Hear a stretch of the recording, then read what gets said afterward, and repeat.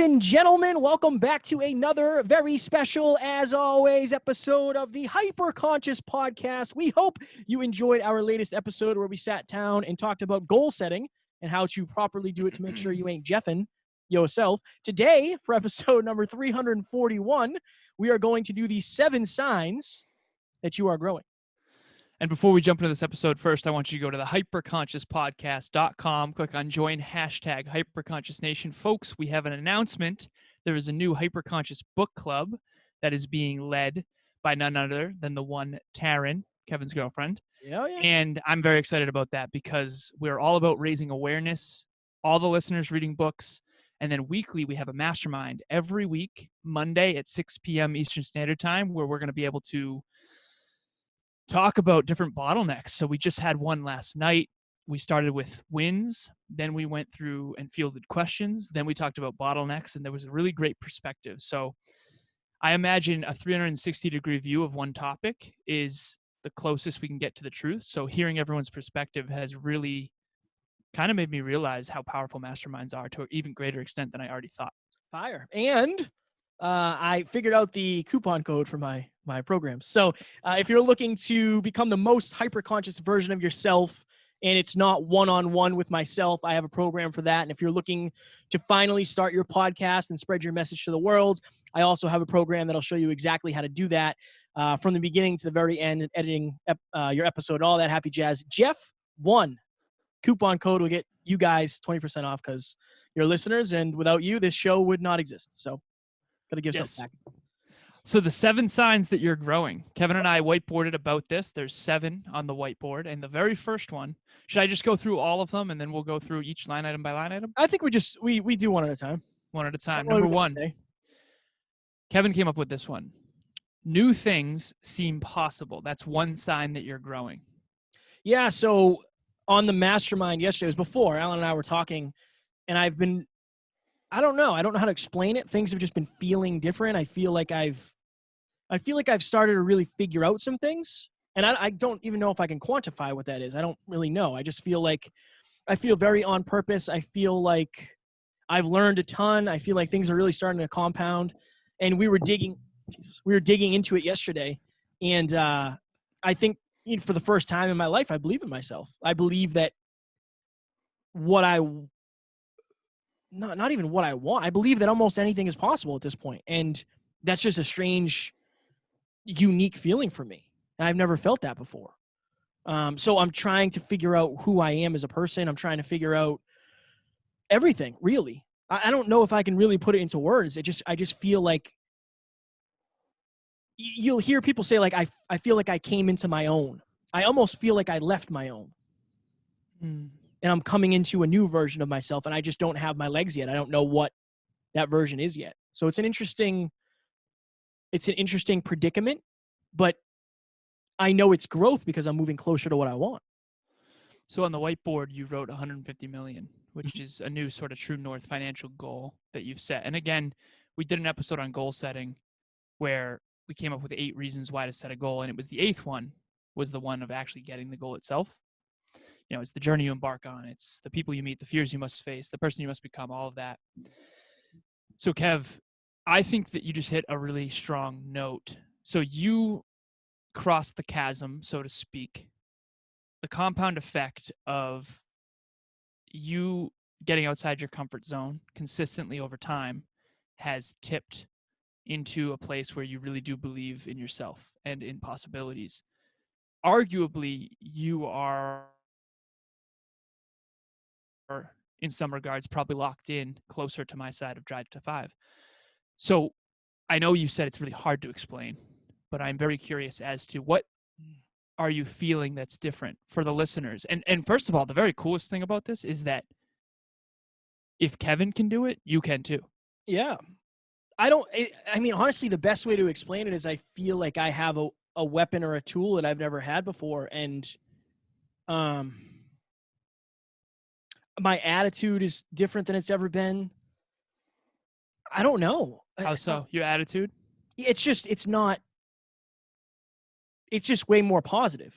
Because when you believe more things are possible, you're less likely to be negative. Like, why would I be negative about yesterday I had a call with a potential client who I've been talking to for months. And the call, like nothing came of the call. Like I'm not working with this person, none of that. But cool, like whatever. It's not the end of the world.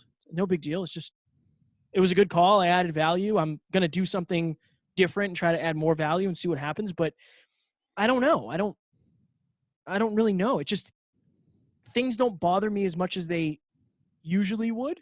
Even last night, like I was really burning down for like 10 minutes. Like when I was cooking dinner, I was trying to upload something that wouldn't work. Like I was pretty close to snapping. And Tara and I sat on the couch while I ate, and she's like, "Can I help you? Like, what can I help you with?" I explained how I was feeling, and then I was fine. And today I woke up and I got after it. Like it was I don't know. I just feel like my resilience in terms of like just failing and continuing or understanding, like, if I don't get this client, it's not the end of the world. Like there's plenty of other clients out there. It's not a big deal, and realizing that I'm more in control than I've ever been. So I do think that's part of it. Like I do think that my life is happening for me, not to me, more than ever. I very much disconnected with COVID right now. Like I'm used to this. I'm used to working from home. That doesn't bother me, and I don't really watch the news. I do my part. We clean our groceries. We do all that. We do everything we're supposed to, but right. I feel like I'm in control for once. And I think it's just an interesting thing for me. I've just never really felt that. I probably didn't do a good job explaining it, but it's hard. It's a fresh thing. It's very new.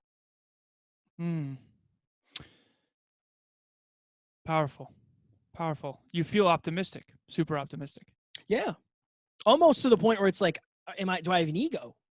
Like, am I cocky now? I don't think I am, but you haven't seemed cocky to me at all. I'm way more confident than I was. Right. And then the other thing too is like, I've gotten a lot of compliments, like I get compliments from you. I've gotten compliments on speaking and coaching and the podcast, and I don't think I ever will let that get to my head. But Matt said something to me recently about like, you've learned so much and you've done such a good job. And like the video where you talked about your program was awesome. Like if I was going to start a podcast, I'd want that program. And then I think for the first time, I finally believed it. I was like, yeah, I did. I feel like I did do a good job. I feel like I just feel like I've crossed like kind of a line in a way. And even like my journaling, I write down my journaling and my quantum journaling in the future. And then I just close my eyes and feel it. Like, what is that going to feel like? When I'm totally financially free, what is that going to feel like when I'm speaking in front of 25,000? Like, what is that actually going to feel like? Like I'm much more intentional. I think that's probably the best way to put it. Because we talked about in the episode, we talked about what is manifestation, right? Taking something from spiritual, it's emotionalizing it, it's coming up with a strategy, and then it's bringing it into the real world. Mm-hmm. Well, what's the best way to emotionalize it? It's to feel it. Right. Definitely. So now that I believe it's possible, now I can actually guess what it would feel like. Right. And then start strategizing. So you couldn't feel, which part of that process is new for you? Because I believe the E is the belief and the feeling. But if you don't have belief, maybe you don't get the feeling. I don't know. One word. What would it feel like versus what will it feel like? Would and will. That's the only thing that changed, I think. So you just said 25,000 people. We talk about in Florida when you said it would be really weird if this didn't work out. And in my consciousness, I said, like, I've never even considered it not working out. Do you feel like that? I'm getting there. Right. Okay. And I remember you saying, like, that's why you have trouble relating. Yeah. Because I don't even know the opposite. I mean, I kind of do with booze, but that's it, man. That was like the one thing that I didn't feel like I could do. It wasn't dude, even right now, will I ever drink again? Like it's still a question mark a little bit in my subconscious. This is a subconscious game. So for all you listening right now, Kevin has crossed the chasm, so to speak. And of course he'll have humbling moments, but there is hope for you. If you struggle with self-doubt, there is a way to get to unbelievable confidence. It's just compound effect over time, truly. And because dude, go ahead. Maybe I started building this when I was a kid and I didn't even know it. Maybe you just crossed something that I crossed at 10 or 12 or whatever. I don't even know. I think it's one of those things where you don't know until you know. You know what I mean? Like you can drink hot coffee and you could say like, you know what, 1 degree warmer wouldn't be the end of the world. But eventually you get to the point where it burns your mouth. Right? Like Right. there is a line of demarcation where Yeah, that's too tipping hot. point. Right, exactly. And I think it's like that with personal development. Like you hit a point where it's like, oh, I feel like I just leveled up. For the listeners, and then we'll go to number 2. Dude, you started choosing in advance what you wanted at the beginning of this journey. Yeah. And then you kept proving to yourself you could do it over and over again. But I didn't believe it at the beginning. Like when I said in episode 7, I'm going to wake up when I want, go to the gym when I want, podcast, spend time with my loved ones. Like at the time, I chose that because that's what I wanted. I didn't think I could get it necessarily. I didn't necessarily believe. So like a lot of this, you just kind of hoped. I just tried to keep showing up. I That was kind of it. I think that's one of my superpowers is showing up and not knowing like, whatever, like we're going to see what happens, I guess. You know, I don't know. I think I replaced belief with action and just said like, oh, well, see what happens. Powerful. You know? Powerful. If you had never chosen in advance what you did want though, and then keep showing up, yeah, I'm convinced that you wouldn't have built belief. I agree. Because before you used to say you got lucky at baseball because you never chose in advance to get good at baseball. Right. Imagine if you did, and then you went proactively to get good at baseball, then you'd have evidence of, I didn't understand this. I didn't know this was a thing. I know. Right. Dude, I didn't either. Yep. I just did that naturally. So powerful. Number 2 is of the 7 signs that you're growing is heavier weight /challenges. Yeah, yeah. So Kev wrote high ticket clients. I wrote, I can't read my own handwriting here. If you've been on the masterminds, you know. 4 episodes a week, masterminds and clients. Yeah. So just being kind of doing a lot. I think that, and I think a lot of it is your perspective, right? Because you could very easily say like, there's no way I'm capable of doing all this. Or realizing I haven't yet built the emotional and or action muscles yet to sustain this. Right? Like that's kind of what's happening. So when I say working with different clients, it's not necessarily the clients themselves, it's the workload. Right? I'm responsible now for editing, scheduling, doing teaser clips, doing YouTube videos, and promoting a minimum of 1 episode per week per client, but some are more than that. Right? So that's on top of, I'm still doing some of our stuff. I haven't fully delegated it yet. So it's just the most ever. But I think it's that thing where it's like, okay, but I'm moving in the right direction. So I know I'm leveling up. And this isn't like, if it's overwhelm, it's a good overwhelm. Well, we always use the gym, man. Like right now, when it comes to podcast post-production work, between your high ticket clients and this show, you're doing more than you've ever done. Yeah. But here's the thing, you're better at it than you've ever been. Right. And so you can be more effective in less time and eventually get so effective that you delegate. So it's just, and then what's interesting is that will create a void. And then you'll end up squatting even heavier weight metaphorically in some other regard, whether that's prospecting, like we talked to Coach Bert about, or whatever, right? Because you're going to have to fill it with something most likely more challenging than whatever it is that you delegated. I remember a quote by, I think it was Elon. He said, you get paid in proportion to the difficulty of the problems you solve. Yeah. And it's like what you're doing is far more difficult than it used to be. And that's why you get paid more. Well, it's far more valuable too. Right. You know, it's more valuable because it's difficult. Yeah. Because what's difficult is rare. And I have 340 of our episodes plus other episodes, right? Plus editing other episodes. So like my credibility in terms of my skill set is different. Dude, the thing that's crazy to me is that when you spent that day of 16 hours doing our first teaser clip, you didn't know at that time, or even maybe believe at that time, that you're going to be paid, thousands of dollars for your own podcast agency one day. I didn't even want it. I didn't think of it because you can't. Right. And so that trust beyond what is now is so important. It is. Because my question becomes, why did you spend 16 hours on that clip? Because I wanted to grow the show. And you thought that would? Yeah. Okay. So you believed that would? Yeah. I was looking at Aubrey Marcus back then.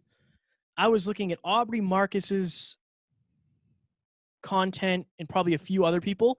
And I said, that's what I do. We have to get to that level of content. Right. There's a reason the teaser clips keep changing, because everybody else is changing theirs. And I want to be as high as we can on Of course. on that level. So, for me, it was non-negotiable. It had to happen. Right. Powerful. And now we're doing masterminds on top of that. We've done live events. We just keep leveling up. And so if you're out there listening right now, it's like this. Kevin and I just talked about this in the preamble. We had a heart-to-heart today, and some tears flew for me this morning, for sure. It was this afternoon. This afternoon, yes. Good call. And I said to him in the preamble, like, dude, this is never going to stop. We're never going to stop. We're never going to be done learning and growing. Yeah. Like, these growing pains are never going to be gone. It's like Jim Rohn says, don't wish it was easier, wish you were better. But the thing is, as soon as we get better, we're going to try to contribute at an even higher level. And therefore, we're going to squat heavier weight. So heavier weight and challenges are like, I remember Tony saying, like, you just have higher quality problems, but they're actually bigger problems. Yeah. It's like speaking in front of 25,000 people is going to cause a way bigger challenge than 5 people. Right. Because of the audio and all that. So number 3, it's weird that you can't see the whiteboard, huh? No, I don't like it. I have mine here. The setup is just not the same. This is the first time I think we've used the whiteboard virtual, maybe. All right, number 3, current knowledge / awareness is not enough. Kevin came up with this one as well. For me, again, we can go to clients. There's plenty of ways we can go with it, but technically, Tom Bilyeu came up with it. He said that at Influencer Academy, that your current knowledge has taken you as far as it can. And it kind of makes sense. Like, I think that's why it takes so long to level up, because you can only level up to the level that your knowledge is at, right? Like, it's almost like your action always is a little bit behind your knowledge, because you have to know kind of what to do before you do it. Right. In a way, right? Like James Clear says, like, what does he say? Like, your results are behind your habits. Like, you have to build your habits in long enough for the results to come. I think that's what it's like with knowledge. I couldn't agree more. We talked to Coach Burt. That episode's dropping Sunday. And one of the most profound things he ever said was, it turns out, from The Richest Man in Babylon. Love that book. Success comes down to good decisions, but your decisions can only be as good as your understandings. And one of the things you asked me recently to help teach you business. And that's the thing. How are we going to run a business effectively if we don't understand business? Right. So we can only succeed in business technically to the extent that we are aware of what works and doesn't work and of the fundamentals, but also act on them consistently. So it's absolutely powerful. Number 4, and what do we got on the clock here? Because I got my timer. 6:40. Oh my God. We took a minute on the crank. Okay. Being misunderstood. Big one. Do you want to go first on this one? Yes. So I struggle with this a lot, because sometimes with close loved ones, maybe what I do might appear selfish, even though. So for example, just a simple thing today. Today I spent probably an hour and a half creating what I believe will really move somebody from a speech that we gave at Confident Women's. It's a clip. And my goal was to help inspire them to maybe listen to the podcast. And actually, in this case, it was a speech that I gave at Top Notch Live. I genuinely believe that speech at Top Notch Live, like, if you want to master fitness, I genuinely, sincerely believe that there's no version of you watching that and it not helping you in some way. And so I so vehemently believe in what we do on this show that it's very hard for me to allocate time to other things that, in my opinion, won't have as great of an impact. Yeah. And that appears selfish, even though I truly believe that it's me trying to maximize contribution at the end of the day. Like, there's a reason I left corporate, and it's because I wanted to help people. And that's at the root of everything I do, even though it does not always appear that way. So being misunderstood, I always use the analogy, and then we'll move on because it's 6 minutes, but no worries. You get up in the morning and you're watering a plant. It's 5 a.m. Your family wants to spend time with you, and you're watering a plant from 5 a.m. to 8 a.m. every single day that no one else can see. And they think it's a patch of dirt. And it's not till way later they see this huge plant grow that now is shade for everybody. And I feel that way a lot of the time, man. I really do. Yeah. I think that's one of the things. I'm starting to feel that as well. Mm. You know, so so the next one was identity issues.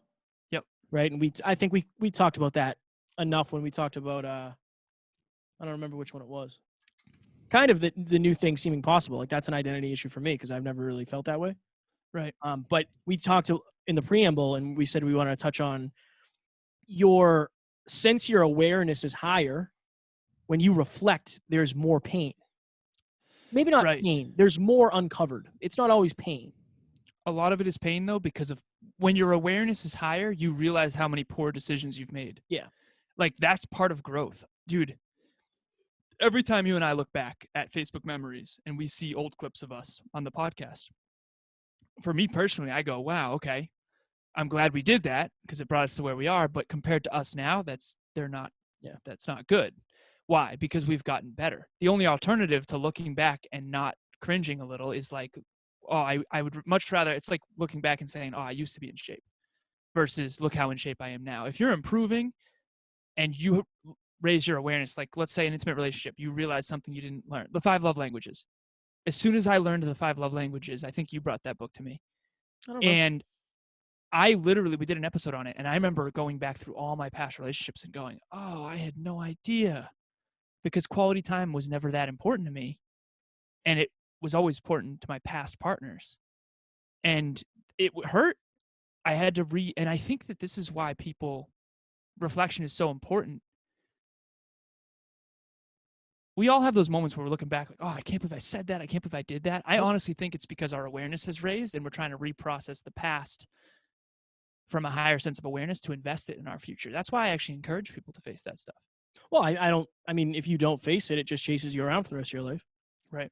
You know, or it's a point of shame, or it's something that triggers you. I don't know. I think that you have to be willing to go there, you know, because like my example of that was like reflecting on what life could have been like if I always believed in myself. Like that's a painful thing. Is that happening right now? A little bit. What's that like for you? You just think of like how different would things be? I don't know. I mean, you'll never know because you can't go back in time, right? But it's just, what if? It's kind of like it's a regret that you didn't know was going to be a regret because you never knew it was going to be something you'd know. Right. Kind of. And you couldn't make a decision based on that. Right. What is one example? Because you don't know what you don't know. Right. What's one example that you are feeling like, oh, if I believed in myself, I wouldn't have done that, or I wouldn't have said that, or I would have done this? Can you think of anything? Yeah, I probably would have played baseball. Right. I probably would have gone to college. I don't know. I might have gone to college to play baseball. I don't know. Dude, right. That's reprocessing through all that stuff. Yeah. Yeah. Even the hard moment we had this afternoon, like I'm going back and reprocessing from a higher sense of awareness. And it's difficult but that's also the only way you grow. Right. It has to be. It has to be. I mean, what's the alternative? Is just keep doing what you've always done. Right. Getting the results you've always gotten. Exactly. Number 7 is, and I want to make sure we say all 7 just because we skipped over a few. Number 7 is must prioritize time better.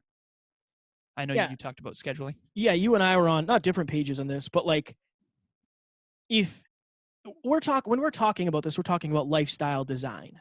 Right. And in theory, you will continue to get busier, which means you will have to continue to prioritize the things of importance better. Right. And it's always my goal with clients or myself, my own life especially, that's where it started.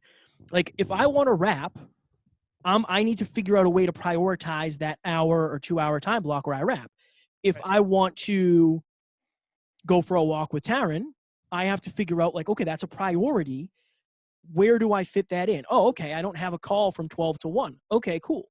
And I think that you have to understand that this is lifestyle design. So if you're trending up in every part of your life, your design is working. But if you're not, if your relationship is failing because you're working way too much, okay, maybe right now is the time for you to work, but you got to figure out a way to make sure that your relationship is working too. 100%. And I think it's always that pulling this lever and pulling this switch and making sure everything's leveling up at a similar speed. Because if not, you're going to end up that person who is either successful and unfulfilled, successful and single, with somebody you love, but regretting that you didn't follow a certain dream or a passion. And it's always, you have to be checking in with these things. And that's feedback. Emilia and I recently, the timer just went off. So we made a group decision, a team decision to spend more time with our families.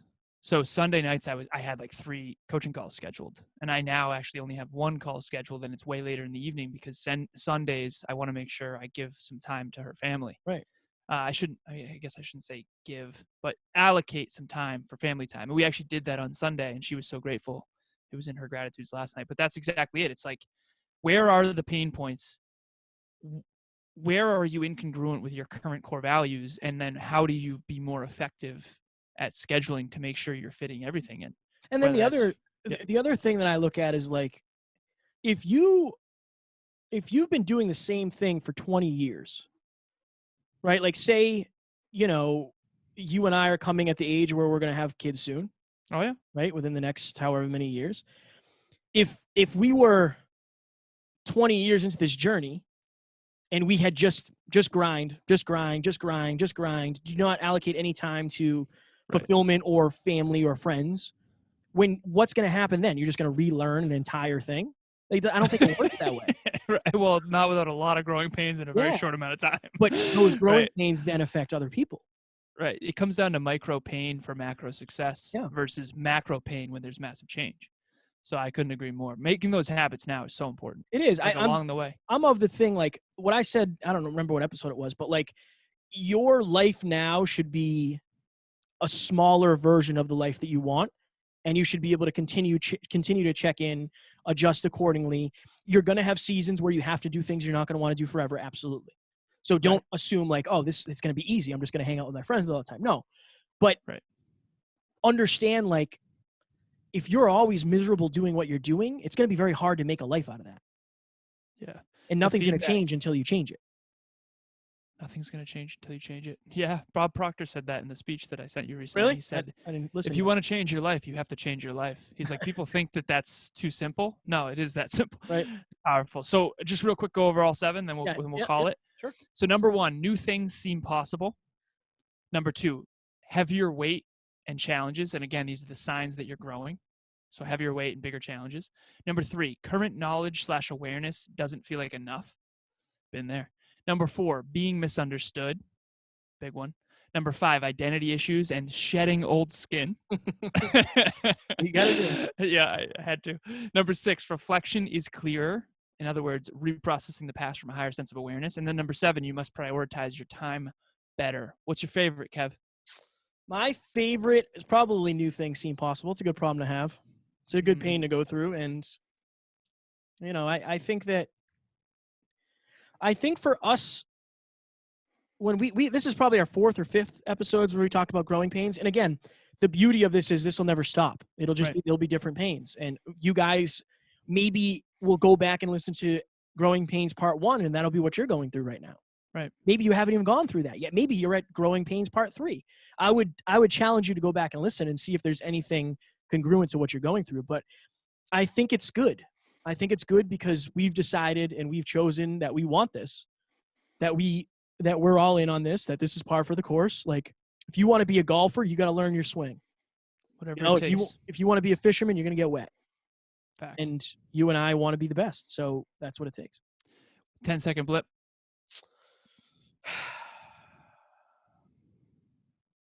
Don't assume that growing pains are bad.